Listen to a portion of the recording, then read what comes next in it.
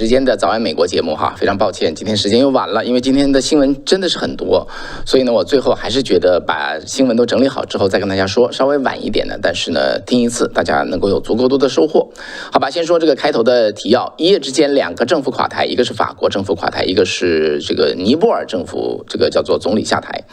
那么法国呢是依法变天，但是背后带来的含义真的是让人觉得很心寒哈。那尼泊尔呢，则是一个突然的变天，从民众发起的草根变天，这是一个重大的新闻。那么另外呢，就是美国最高法院那么做出重大的决定，那川普驱逐非法移民的做法被扫掉的一个重大的障碍。如果你是在美国还是华人的非法移民的话，对你来说意味着什么呢？这是今天杨方伟给您带来的话题。另外呢，美国的参议院共和党领袖宣布要宣布要点燃一支核弹了啊，让川普等待上位的200多名官员一步到位。那么这里讲的核弹是什么呢？对于了解美国的政治，我觉得是很关键的一个话题哈。好，看方伟时间学美国常识，这是方伟的节目给您带来的价值。所以新的观众朋友呢，请大家一定要点击一个订阅哈，可以收到节目的通知。好，那么今天的很多新闻再说一遍哈，时间长一点，但是呢都非常有价值。我建议大家能够看到结尾，不会浪费您的时间，好吧？行，那我们就直接来讲一下这个我们今天的相关的话题。先说最高法院的重大裁决哈，川普政府的这个移民执法团队在全国各地，大家知道在搜捕有非法移民嫌疑的人。那么然后呢，日前被加州的民权团体告上法院，说违反美国的宪法的第4修正案。什么叫宪法第4修正案？就是说人民的人身、住宅等等之类的不受不合理的搜查和拘捕除非有合理的理由，法院呢也不能签发搜查令。什么意思？用白话说就是说，在美国不能随意拘捕，必须有理由所以现在呢，移民局去这个农场、去饭店、去建筑工人抓人，包括说我们昨天给大家所说的去到这个叫做乔治亚州的现代工厂、现代汽车的这个工厂旁边的建筑工地抓人。那么这个民权团体表示说，川普政府是没有足够多的理由，这种抓捕带有任意性、带有随意性，所以违反了这个宪法的第4修正案。我这里要说一下美国的宪法确实是适用于住在美国的人，不光是公民所以这一点上你听上去好像也是有道理另外呢，这个民权团体指责川普政府叫做专门抓这个棕色人种就涉嫌种族歧视。OK， 这里头就确实存在了一个新课题那么在过去4年之内呢，1200万人涌进来，你如果去搜每个地方都要去法院拿一个搜查令然后陈述理由，说服法官再去做这件事情，你大概在全国各地增开几百家法院也忙不过来，那你怎么办呢？这是美国历史上从来没有的事情。好，我们说一下初级法院。初级法院在7月8号判川普政府输掉然后呢说错了，在7月底判川普政府输掉，然后说你爱死搞的，这是叫做无差别的搜查，而且呢禁止这个ICE 的探员仅以种族、语言、职业或者地点为理由对民众进行这个搜查。好，然后呢，这个川普在上诉到第9巡回法院，巡回法院也判川普输掉。结果呢，川普就紧急上诉到美国最高法院。大家看到川普是连输2场连输2场，所以这件事情对他来说风险真的很高，因为川普要把1200万这个叫做非法移民要叫做逐出美国，那么他一定得有一个执法的一个权利所以这件事情等于在2级法院受到挑战，而且全部输掉。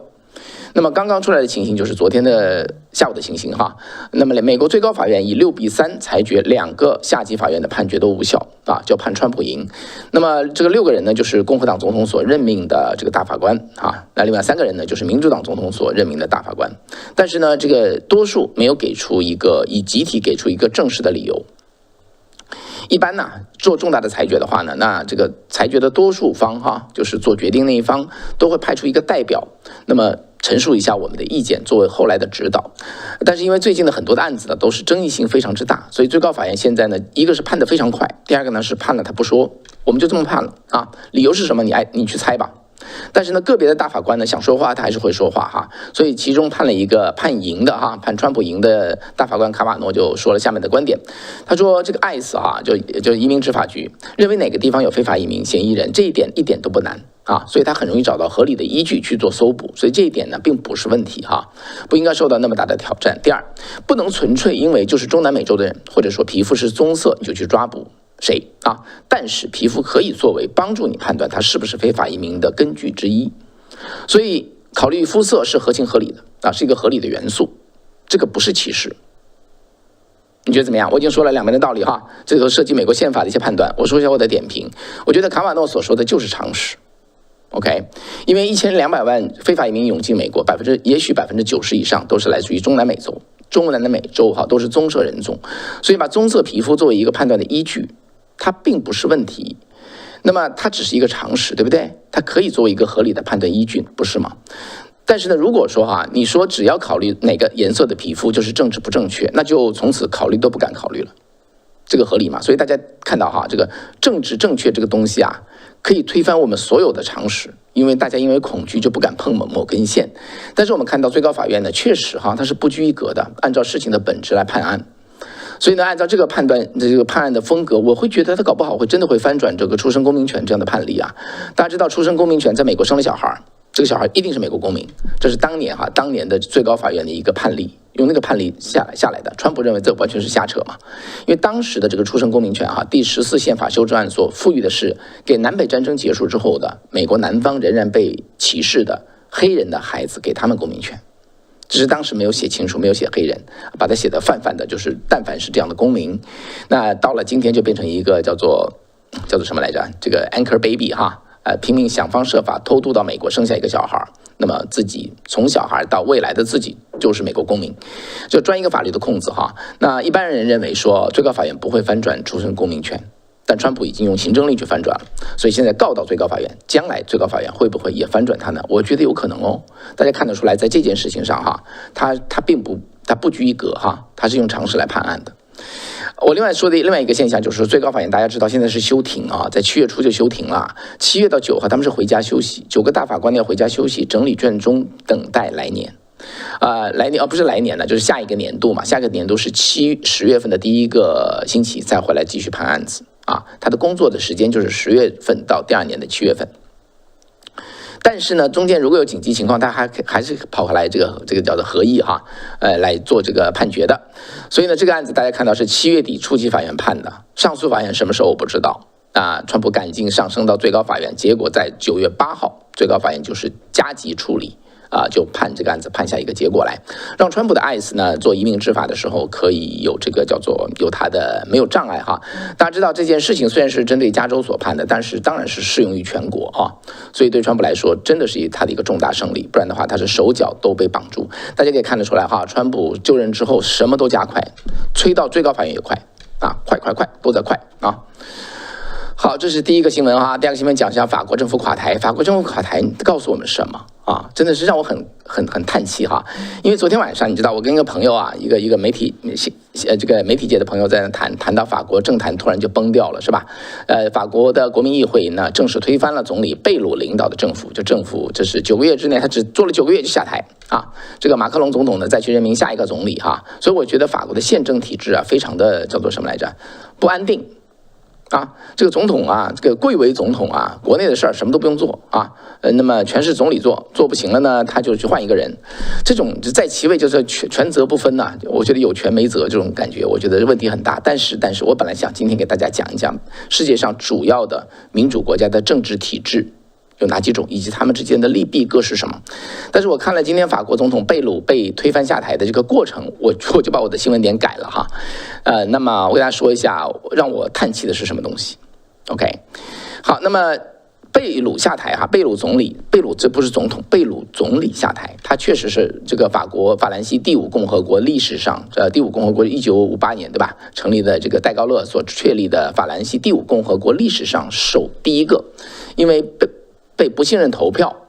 而被推翻的这个政府的总理所以让法国陷入一场新的政治危机。好，那么在2024年6月份马克龙解散法国议会以来，这是任命的第3位总理，就是这经常在换所以为什么我昨天想讲这个新闻点但是我现在换掉了，不讲这个了，下面讲的更重要。贝鲁他在上台之后，他痛批大家知道他痛批法国现在的公共支出的病态增长，说我们国家已经习惯用举债的方式来维持我们日常的开支了，包括我们的公共服务，我们的养老金支付，我们的医疗报销等等之类的他说我们的国家在努力工作，我们自认为越来越富有，但是每年却在悄无声息中持续的贫穷下去。贝鲁总理就反复强调说，法国是欧盟的第2大经济体，但是由于公共债务已经高达 GDP 的114%，法国的生命体征已经处于危机的状态。哇，他另外呢，他的政策是提出一个涉及450亿欧元的紧缩计划，包括削减公共开支，包括取消2个公众假期。他的意思就是说，大家不能躺在那儿太舒服了，我们要努力工作才行啊，不能一直靠着政府，从政府那里拿福利。但是这个提议遭到从左翼到极右翼各方面的反对，在预算审议之前已经呈现出被否决的风险。另外呢，他其他的推出的多项保守政策，一个就是包括他取消了法国的叫做零排碳啊，这个目标，认为这限制了地方政府的发展和这个叫住房建设的计划。另外在环境保护，他也就是等于是在试图扭转这个法国的这个极端这个绿色政策的这方面的方向。另外呢，他也支持内阁部长雷泰罗发起的叫做废除头巾运动，对中东移民表示了他不同的看法。诸多加在一起啊，就被看成是一个法国的一个叫极右翼的政策，但其实他是一个中间派的一个叫做总理哈。那么现在是投票下来呢，这个法国的国民议会是364票不信任他，只有194票信任他啊，就把他给罢免了啊，说白了。所以呢，这就是涉及到这个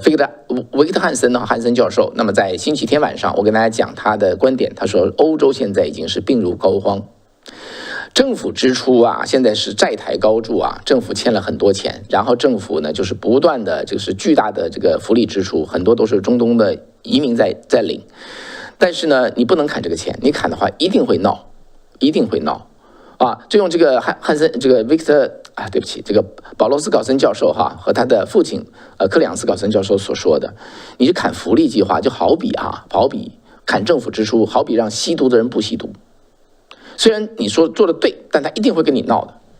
就是这个情况。你有没有足够多的 guts 哈？有没有足够多的神经能够撑住这样的闹法？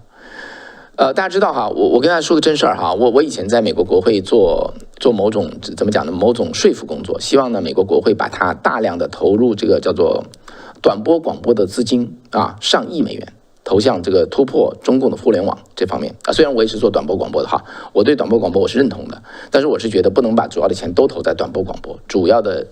经费要投向这个互联网，突破互联网。但是怎么做都做不到，这个钱就是放在那，每年都在花。你知道为什么做不到吗？非常非常简单，这个外交委员会哈管这笔钱的那几个议员，他们的选区的一旦要砍这个钱的话，那就有人就跑到他的选区去撺掇他选区的这个选民，跟他讲你要砍到我就不选你。对他来说，你看本来是个关于中国的事儿哈，对中国的短波广播和这个互联网的翻墙的这么个经费，跟我关系也不是那么大呀。我既然干这个事情，把这个资金做一个合理的分配，会导致我政治生命的出问题啊，那就算了。我说真事儿啊，就这么个真事儿，就这么简单。所以呢，已经拿到钱，他就是利益集团、利益团体，他不愿意失去这个钱。所以呢，你要砍他的钱，他就会去闹。那政治人物如果不坚定的话，闹就闹，那就算了，就不弄了呗。所以呢，大家知道哈，在互联网已经到这个份儿上哈，这个手机啊，这个电脑已经完全成为普及，人人都上网的同时，美国绝大多数针对中国大陆的这个突破资讯封锁的资金是投在短波广播上，而不是互联网上，这就是美国的现实哦。当然了，现在这一切到川普政府全都换了，我说的是过去的事情啊，我举的是一个很具体的例子。所以汉森教授就说呢，这欧洲的情形你改不了，你改就是政治不正确，一定会出现骚乱啊，所以最后你只好退回去。但现在还说的不是骚乱啊，现在说的是这国民议会自己就乱啊。所以呢，贝鲁总理呢，他就说他一直说他自己是一个知其不可为而为之的一个勇士啊。那很多人都说他很鲁莽啊，说他是在于做一个不理智的赌博，但是他自己这么说，他说今晚进行投票的选择是必要的，这是一场关于真相的考验那么面临确实是最大的风险，但是不冒任何的风险，让一切照旧的话，那就毫无改变。那当然了，反对党就嘲讽他嘛，对不对？你得罪我们所有人。他的回应说：你们有推翻政府的权利，但是你们没有抹去现实的能力。也就是说呢，你把我赶下台，你改变不了法国现在面临的窘境。好。好吧，这是啊，我并没有我对法国的政府，包括贝鲁总理啊，我并没有一个详细的研究哈，只是说今天是个快速的新闻，这是我目前看到的情形，我所看到的这一切。那么如果有法国观众对于这贝鲁总理或者是这一次这个叫政府倒台哈、政府垮台的详细的情形的话呢，那可以留言写给我哈，我也会进一步的研究。这是迄今为止我得到的讯息哈，我看到的讯息，我相信我说的也是真的。但是呢，有没有事情的另外一面？如果有的话，我会补充哈。特别是熟悉法国的这个观众，或者熟悉法国的欧洲的观众，也可以留言告诉我们怎么回事。如果是这样的话，真的是应了哈斯考森教授在星期天晚上所说的那些话。欧洲啊，整个的欧洲真的是滑落的非常厉害，这是欧洲真的是欧洲第二大强国哈，德国是第一大强国，两个国家都出现大问题，而且你看这个样子是挽不回来的。所以整个世界如果说走回传统啊，只有一个国家。这个国家就是美利坚合众国，啊，真的是逆潮流而走哈，真的让我觉得非常的叹气哈。我不知道你，如果我前面说的是一个完整的哈，既是准确又完整的话，又全面的话呢，你有什么看法？你对法国政府的这个垮台你是怎么看法？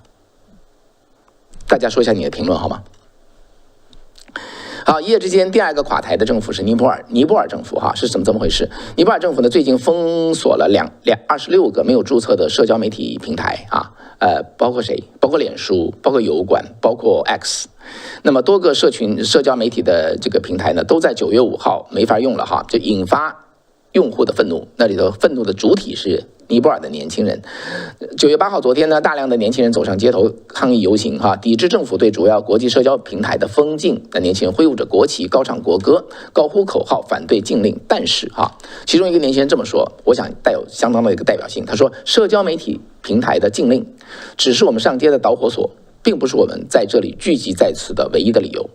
我们是抗议尼泊尔长久以来的贪腐文化。啊，这据说尼泊尔在这个叫做抗议民众讲话啊，各方面呢就是做得很强硬，而且很多都是从中国那学来的。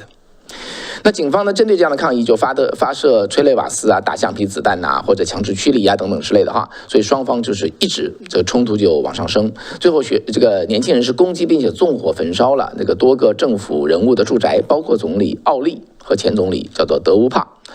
他们的官邸也都烧掉了。那双方激烈冲突到现在已经造成21人死亡，几百人受伤，整个尼泊尔就乱作一团。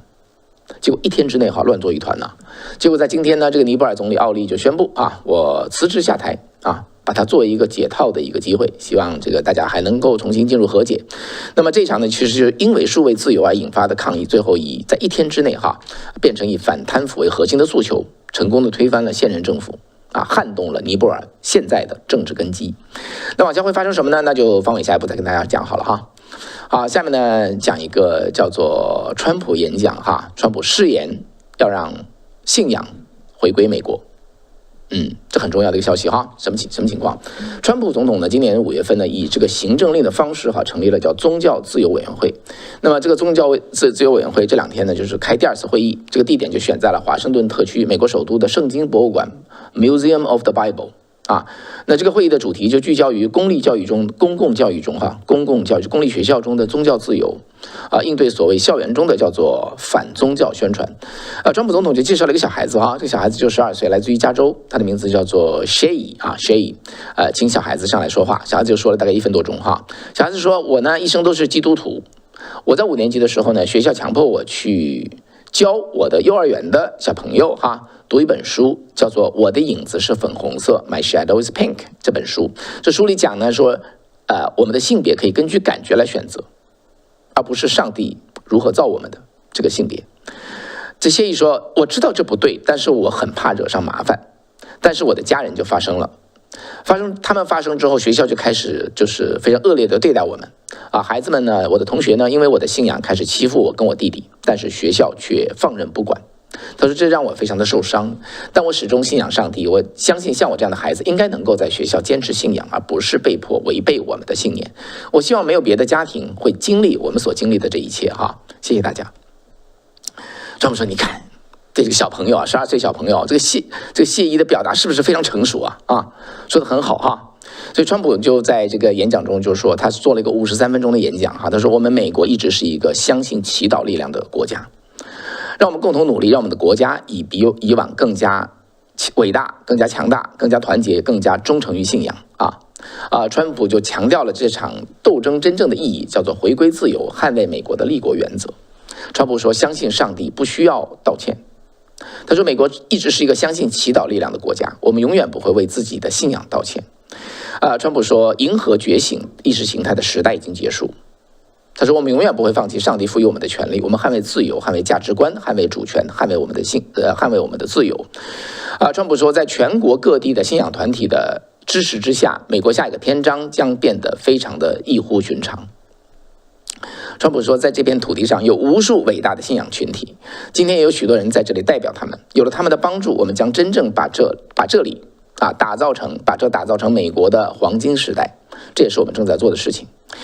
好，所以呢，大家知道在美国传统美国100多年来学校开课前，小朋友都要祈祷的，祈祷之后再开课念美国的叫做效忠誓词就是效忠誓词，在祈祷那么吃饭前，很多人大家知道电影里头都会祈祷在吃饭所以呢，但是呢，这个批评者在1960年代说这是违反宪法，因为宪法里头明确说了一个叫做 establishment 叫做clause， 就是美国宪法，美国政府不得推崇某一个国教，所以政教要分离，因此就制止校园祈祷。所以今天在美国公立学校做祈祷是违反美国宪法的，起码违反美国最高法院关于宪法的判例。OK， 那这件事情就是一个非常违反常识的因为祈祷是基督教的一个宗教仪式，对不对？学校做这个宗教仪式，你可以参加，你可以不参加，不就够了吗？你怎么能禁止别人祈祷呢？你怎么能把这件事情把政教分离变成反宗教呢？对不对？这是不是很荒唐？美国的建国先父都是基督徒他们因为信仰才为了付出生命才建这个国家。因为当时叫做那个签立独立宣言的时候，最后一句话是我们这些人55个人我们这些人仅以我们的生命、荣誉和财产签下这个字宣布美国独立。因为美国独立一旦失败的话，他们不仅命没有、荣誉没有、财产没有，他们会被非常非常残忍的，就像那个勇敢的心里头就是以那种方式被处死。所以他们怎么可能？这些人都是因为他们的信仰，基督信仰，才冒险创立这个国家，怎么可能在宪法里头反对自己的宗教呢？这是完全不可能的事情所以呢，这就是那一届的最高法院错误解释这个美国宪法里的政教分离的原则。他只是说政府不得推崇单一宗教，他把它解释成要反对这个宗教，反对这个最大的宗教。所以呢，是非常非常荒唐的但是在当年居然就过了。所以呢，我们也看这一届最高法院他会不会回来翻转这个学校祈祷案这件事情？我觉得是大概率事件呢，有可能当初翻转罗斯韦德案，就让这个国家很多人都觉得哇哦，他们真的会做他们真的就做了。下面几个大的事情，一个同性恋的同性恋全国合法化的一个先例，一个是学校不得祈祷的这个先例等等，这些事情都有可能翻转。那对这个国家那就是一个巨大的一个回溯好，那我们再往下说下面的新闻之前呢，给大家再说一下关于这个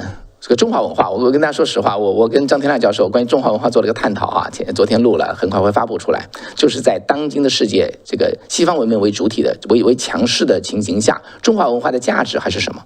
但我跟张天亮的教授的看法其实都一致的各个文明有各个文明的璀璨真的各司胜场我们珍惜不同的文明，深刻的了解各自文明的智慧，我觉得对这个世界是重要的。好吧，我们来现在说一下跟这个中华文明相关的这个养生的话题因为中华文化确实它的智慧源远流长你听说过叫做以形补形吗？像那种核桃补脑人参补五脏六腑尤其是那种形似人的样子精挑细选的6年生的高丽参更是补中的上品所以给大家介绍的就是这款承传这个上千年智慧的滋补珍品，叫玄宝黑参大家看到这个玄宝黑参是用完整的人形6年根的高丽参，那么遵循400年的古法9蒸9铺精制而成。这个传统工艺呢，不仅是很大程度上能释放出多种珍贵的人参皂带，这人参的精华更加是温补不燥补充体力，增强免疫力还可以调节血糖。那无论是年长这个体虚的人，或者是这个手术之后要恢复的人，或者是注重养生的年轻的族群，都是很理想的这个叫日常保养的一个选择那来自美国有个观众叫做 Shine， 他这么分享，他说吃了玄宝黑参已经快9个月了，每天吃感觉很不错，因为经常熬夜，所以感觉很累，胃口也不太好。自从吃了普瑞堂的黑参之后，就有了一个变哈，疲劳的感觉改善了，工作起来精神也比以前好，吃东西也感觉香了，所以我决定要长期服用这款人参，因为健康第一，也是唯一，钱是为人服务的哈，有了健康才有一切就这些情况哈，然后呢，普瑞堂呢是提供全球的配送啊，然后呢可以这个寄到将近40个国家或地区，中秋节将近了，所以呢您还在烦恼要送什么给长辈或朋友，不妨考虑这一款参中极品啊，玄宝黑参，可以传递一份真诚和祝福，也是一份从心出发的一个健康礼啊，所以点击视频下方的链接，输入我的专普优惠码 FW2023订阅就可以享受全球免费的邮寄，购买$500呢可以获赠1枚叫做玄宝黑参的这个原参哈，就多买多送，另外他们还有这个哈叫做Omega 哈，这个鱼油，植物鱼油也是很棒的东西啊，大家可以用一下。好，我们看一下下面一个话题，就是美印关系，美印关系能回来吗？砖头峰会看端倪，怎么讲？我们都知道美国跟印度的这个关系现在是卡壳了哈，而昨天呢，人家叫金砖4国，不就这么叫，我就叫砖头5国哈。昨天砖头5国开峰会，网上开，什么意思啊？谁都可以来，上网就行嘛，对不对？所以呢，普京也跑来了，因为上次在巴西开峰会，普京就不来嘛，他怕被通缉的时候被逮捕啊，怕出意外，所以普京就上来了。结果很有意思，我昨天跟大家说了，印度总理莫迪居然不来呀！你什么情况？你就上个网，你能说没时间吗？你能说很忙吗？你能说这个没条件吗？他就不来呀，所以很说明问题啊，他是做给美国人看的。在我看来哈，他不来，他也不能完全不来，他就派他的外长苏杰生上来代表他说话。他这个苏杰生结果昨天说的话很有意思啊，话里带刺啊，话里带刺刺谁啊？我跟大家说一下他说什么。他说现在这个世界上树立关税哈，影响国家之间的正常贸易，这讲的是美国。下面一句，但是在我们砖头国家内也应该得做公平的贸易，我们现在也存在问题。啥意思啊？2024年去年，印度出口到中国总共的这个产品的贸易总值是140个亿，中国出口到印度是多少？1140个亿。OK， 去年印度对中国贸易逆差是990个亿啊，它对美国贸易顺差才400多个亿，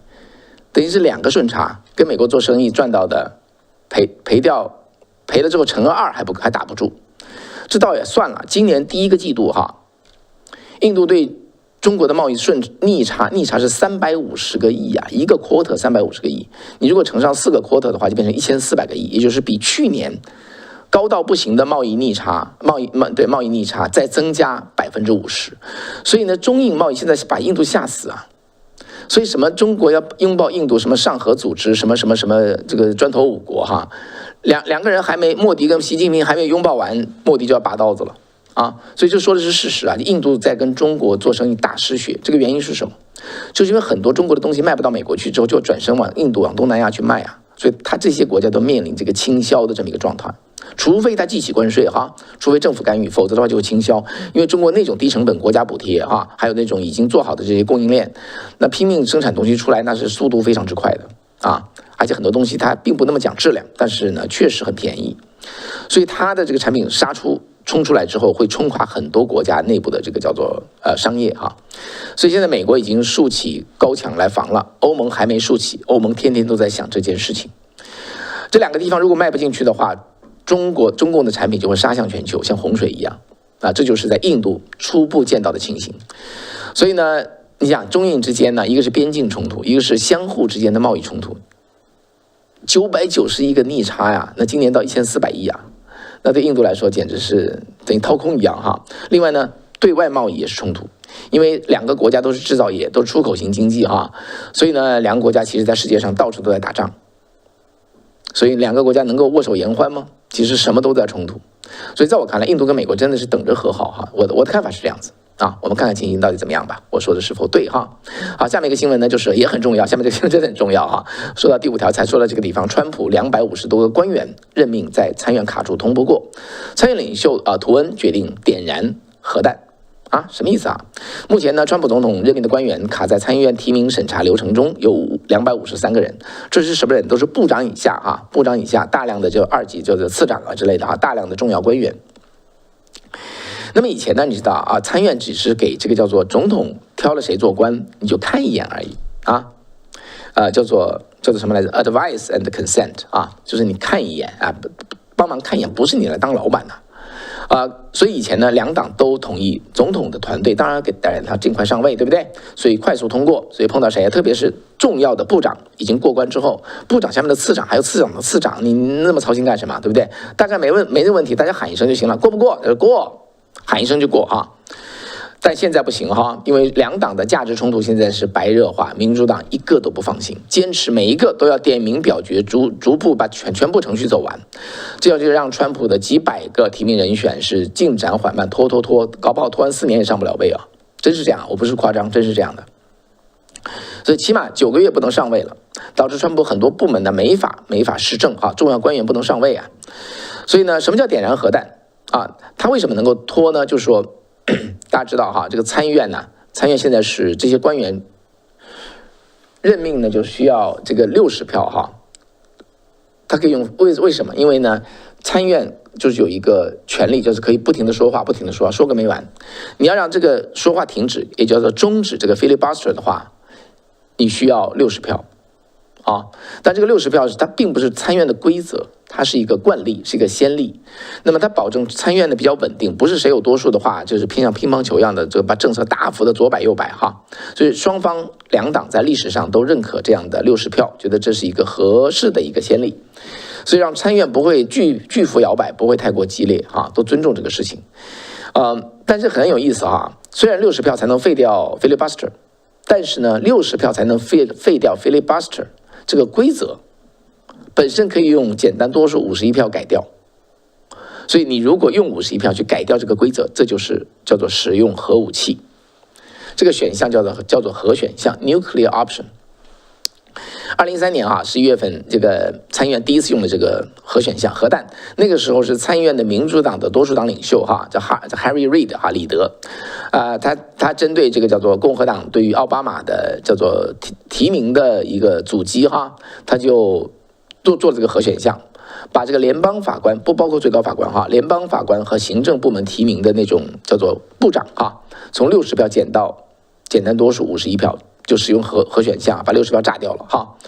这样就可以让大家迅速上位。到2017年4年之后，风水轮流转参议院掉共和党手里，那个时候呢最高法院有个任命所以麦康奈尔呢就。好，你不仁我不义那我也用核选项，就把最高法院大法官的提名的通过的票数也从60票降成简单多数。当年就通过了戈萨奇，后来再通过了这个布雷特和这个叫做卡瓦诺，是吧？总而言之吧，就这么搞下来的话，就导致这个第二次核选项，最高法院的任命成为简单多数。那现在是第3次，第3次什么意思？就是现在这个叫图恩呢，他要用整批表决把这个几十个人拢在一块儿一把过简单多数一把过，这叫做第3次核选项，因为是这个，因为它这包含的是谁？是2级官员。我跟他说了2级官员，所以现在只剩下叫做什么来着？叫做部长级的部长级，他们不在此列，也就是法院不在此列。所以呢，这第一把马上就会40人一把过，接着250多人就会加速过，再过2、3次就全部过所以这就是美国这个参议院的一个重大的一件事情，是第3次点燃核弹。我已经跟大家说这个60票这个东西因为谁都没有60票，共和党只有53票，他要做选举改革，他怎么改？他根本改不了。任何的法案在参议院都可能堵住因为你差7票呢，而且这53票还不是人人都跟你齐心的，还有2、3票会跑掉。所以呢，真的涉及到关键时刻，在剩下3年之内，有没有可能再来一个最后一个核炸弹把它点燃了把整个法案的通过，把这个 filibuster 都炸掉，这是有没有可能？我一直认为是有可能的所以呢，否则的话就没有办法做这个选举改革。当然了，你说把它炸掉，它另外一面就会将来打成乒乓球谁有这个两院多数加总统多数，他就会把这个国家完全改成另外一个模样，另外一个这个上台之后再改成另外一个模样，就会变成乒乓球一样的。这是美国的参议院他们不愿意看到的事情珍惜这个国家的人都不愿意看到，所以大家都不轻易废这个60票。但是呢，现在的问题就是两党价值冲突激烈到已经没法调和了，所以就会动这个点燃这个核弹。所以今天点的是一个叫 showcase 这个 nuclear 就是小核弹，那以后我们就静看以后的大核弹。好，还有3个快速新闻，很快跟大家说一下哈。一个是跟这是来自于自媒体推号叫 Maria Naffo 哈 ，Maria Naffo 是一个200多万的这个推号哈，是蛮有信誉的。他说了这么一条新闻，他说一位前这个脸书的员工 Meta 的员工表示说，有1500个 WhatsApp 的工程师可以完全看到用户的私人材料。而这个 WhatsApp 是没有记录、没有审核，也无从知道材料是否被取走。他把这个东西一路把这个事情上报到扎克伯格那里，结果呢，不仅没有被听，而且被打了个差评，而且在裁员中被解雇掉。所以他就把这个 Meta 告上法院，指控 Meta 忽视联邦的隐私义务，并且因为他揭露问题而对他进行报复。那 Meta 就回应说，这只是个不满的一个前员工哈，那么等于是乱咬一口的意思。这点我是说给大家听啊，这个法案的我也会跟踪，但到底怎么回事，大家自己斟酌另外一个下面一个新闻哈，也是网上的一个网号所说的，讲的是这个大家可以核实为什么报给大家？因为我觉得真实我才报哈。讲的是微信，现在呢微信做改革哈，国内的手机跟国外的手机分开，国内的手机呢用微信，国外的手机呢只能用 WeChat， 就像那个抖音一样哈，国内叫抖音，国外叫 TikTok。所以你不可以再用国内的手机用海外的这个 WeChat 了，这第一点哈，这第一点。第二点，关于它的隐私政策，你就隐私政策 privacy clause 谁会去看？没人去看，结果就有一个有心人去看了哈，看完之后他就跟大家分享，他说我告诉你们这里头内容是什么首先呢就是说，虽然呢你在海外的这个 WeChat 资讯不能对外分享，但是微信公司本身可以看，不仅它可以看。它可以跟国内的总公司一起看，也就是说你的东西在 WeChat 在微信全都可以看。大家知道他们看完之后，这个中共的情报部门如果要的话，他们敢不给吗？会不给吗？这第一点。第二点就是说，如果你跟国内的微信号通话的话，就按中国的国内的规矩办理，也就是说你相关的一切你账号的一切信息都可以被这个中国的中共政府拿走。所以呢，大家看到你仔细掰开去看的话，就知道这个微信是非常非常不安全的。或者是 WeChat 是非常非常不安全。作为海外的华人当然你要不要冒这个风险，或者你不想冒这个风险，你就自己去判断好了哈。是海外会拒绝 WeChat 呢，还是大家都被迫接受被侵犯隐私的一个现实？好，下面很快跟大家说一下跟俄乌战争有关的情形。波兰总统叫纳夫罗斯基在9月9号宣布说，警告说俄罗斯总统普京在决定全面入侵乌克兰之后，已经准备入侵其他的欧洲国家。他说，我们不相信普京有良好的意图。那么这个俄在侵略乌克兰之后，跟俄国共享边界，并且都是北大西洋公约组织的波兰和芬兰都难以置身事外。那么他强调说，整个欧洲的安全结构已经发生变化，美国总统现在是自由世界的唯一的领袖，可以强迫普京谈判。那这个纳夫罗斯基在本月初有访美嘛，跟川普会谈的时候呢，川普会提出会派遣更多的美国部队前往波兰，这个跟派兵去这个乌克兰不一样哈，因为波兰是 NATO 的这个成员国。美国有防卫他的一个责任。那另外呢，英国首相斯塔布也同样表示说，他定期跟川普交谈，他说我试图跟川普解释普京是没法信任的，他正在玩他的那个拖延的战术。另外德国总理梅尔茨也说，普京的帝国主义计划呢，他就说不会随着征服乌克兰而结束哈，反而只是一个开始哈。好，下面的这个消息呢是关于这个跟华人很有关系的哈，对不起，讲的是什么呢？就是说，讲的是日本的一个参议员呢，叫石平因为长期在台湾、新疆和这个香港问题上，这个发表批评中共的言论，那么中共政府在昨天宣布对他进行制裁，那么这个举动引发日本政府的强烈抗议，认为这是不可接受的打压。这个石平很特殊这个人是谁？1962年生于四川，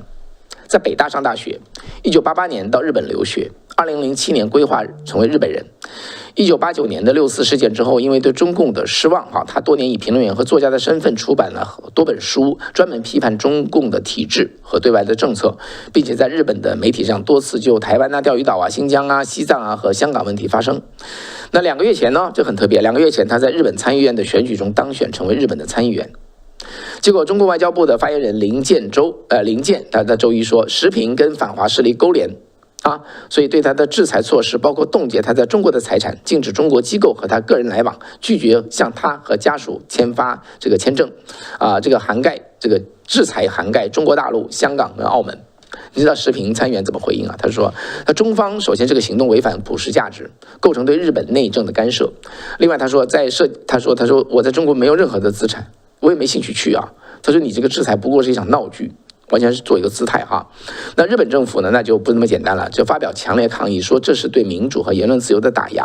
日本的内阁官房厅长官林方正啊，在记者会上说，北京此举意在恐吓持不同观点的人，绝对不可以接受啊。他强调说，国会议员的言论自由是日本民主的基石，要求中方撤回制裁。所以对这个事情，我做2个很快的评论啊。第一个就是可笑，第2个就是可怕。什么意思？可笑在什么地方哈？因为这种制裁啊，它制裁是人家政治观点的，人家没有政治观点，怎么会去选国会议员呢？啊，对西方来说，表达自己观点是绝对不能侵犯的。大家知道，美国的国会议员呢，在议会上说什么都不会有罪的，都不能抓的啊，因为这就是他的工作啊。所以呢，对于表达自己观点的民选议员实施制裁，这是违反西方的这个言论自由的最基本的原则哈，也是在直接干涉别人的正常工作。你这西方制裁中共官员都是行为啊，造成具体的行为，没有说讲话要制裁的。因为言论自由在西方是一个重大的权利，在中国也是一样啊，在中国历史上就叫做言者无罪啊。你现在因为讲话你就制裁他，就是把中国国内的东西搬到日本去，搬到海外来。但是很不幸的，这个中共是没这个概念的，你批评我你就有罪哈，他认为天经地义就是这样。但日本跟西方会怎么看？他认为你中共在搞跨国镇压、跨国压制言论自由哈，所以这件事情是非常触动这个西方跟日本的这个神经的。这第一个很可笑，他就是什么都不懂哈。第2很可怕，因为什么呢？大家知道哈，批评中共政府的议员很多，参议员也很多，为什么要制裁时评啊？很简单，就是因为他从中国长出来的。中共的思想里这么想的哈，但凡在我这里出生的，在我这里长大的啊，从我这里出去的，你永远都是我的臣民，我是永远可以管得着你。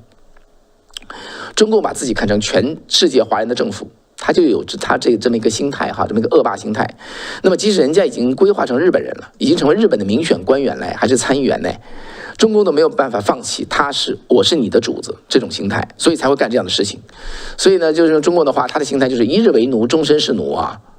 所以呢，这件事情全球华人我们都要注意。所以虽然今天节目非常长啊，我在结尾一定要说这个事情。我认为大家都要知道这个新闻，都要反击，都要声讨中共这种行为，不然的话，他除了盘踞中国之外，真的要统治全世界的华人呢？怎么可以这样子哈？所以这种行为是第一违反常识、违反法治，第2也是违反其他世界上所有国家的法律、法治和它的主权精神。我们在美国，我们在日本，我们在任何中国以外的地方，我们不受中共管，好不好？行不行啊？你中共能不能搞明白啊？好吧，行，这样哈，在收看我们的节目的同时呢，请大家一定要点击订阅哈，因为我们正在向20万冲刺啊，只差最后4000人。